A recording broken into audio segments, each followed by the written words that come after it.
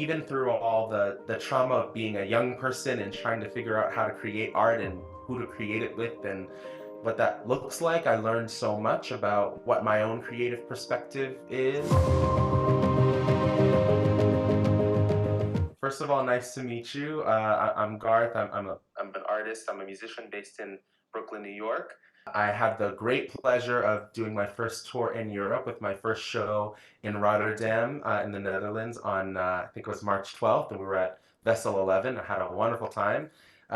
So for people who aren't familiar with me or what I do, I would say that my music is somewhere in the same neighborhood, Prince, but Frank Ocean, and if we were all in the neighborhood, maybe our homes would be on the same street. Ever since I was a small child, I always loved music, and I think I was maybe 3 or 4 years old. I asked my parents for a keyboard, if I could just have a keyboard. It's such an early memory, I can't even say why I wanted that, and so but my parents were always very supportive of me trying out different things. I was too shy growing up to sing in front of people, so I did a lot of singing in my room, in the bathroom, in the. Over time, I got a little bit more comfortable. But I've always loved music, all different kinds of music. I played a lot of classical music growing up too, so it's just in me, I think. So I grew up in the 90s, and I can remember Boys to Men, Mariah Carey, Whitney Houston. I remember when Britney Spears and Christina Aguilera and all of these people came onto the scene. I remember the boy band era, and I also remember when they would play 80s songs on the radio, and that was not old at the time.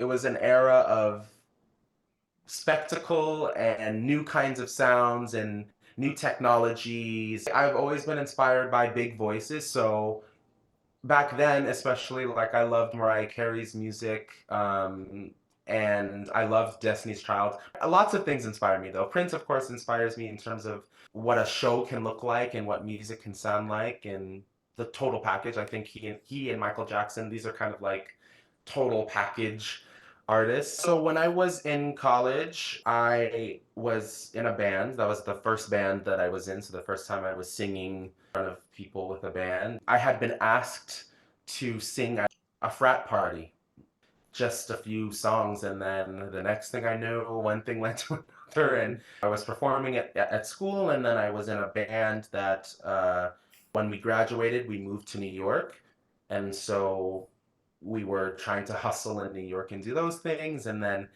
before I transitioned away from that group, I just started trying some things with some solo music and working with different people just to see, other people in my band had other projects. So I said, well, maybe I should, try to do some things myself. So I've met a lot of great people. I've worked with a lot of great people. I've written songs in a lot of different ways. So even through all the trauma of being a young person and trying to figure out how to create art and who to create it with and what that looks like, I learned so much about what my own creative perspective is and the kinds of sounds that I like to hear and the way I like to write lyrics and things like that. I think my music, the easiest thing to call it is R&B.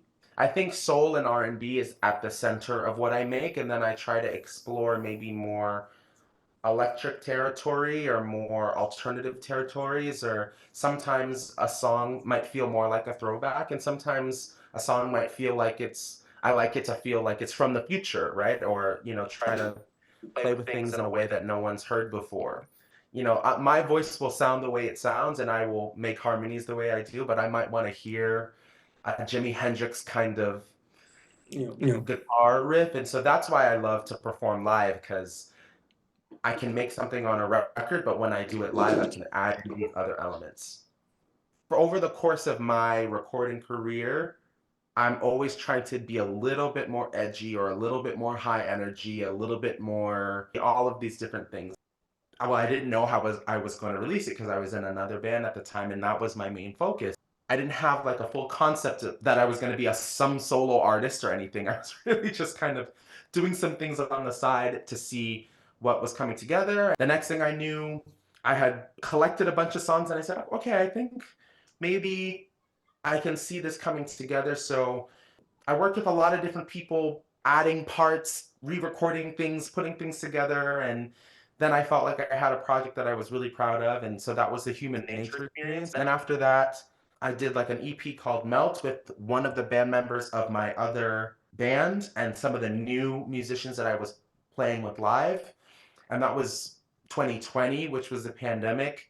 My live band and we started doing some songwriting on Zoom to just kind of keep us motivated because we were seeing some momentum with our performances and things like that. When the pandemic hit, we were like, okay, what do we do? So we wrote some more songs, and so that was the album Our Father. So I want to say that was 2021. Then we had a show that we did here in New York City. That was our first show after the pandemic. And then I made a live album out of that show. That was 2022. And then after that is when I started working with Kale, and that was Coronation, which was 2020. I kind of explored some mellow, mid-tempo, cool tunes, and then wanted to bring more energy and try disco things and all different kinds of things. And now that led me to Coronation.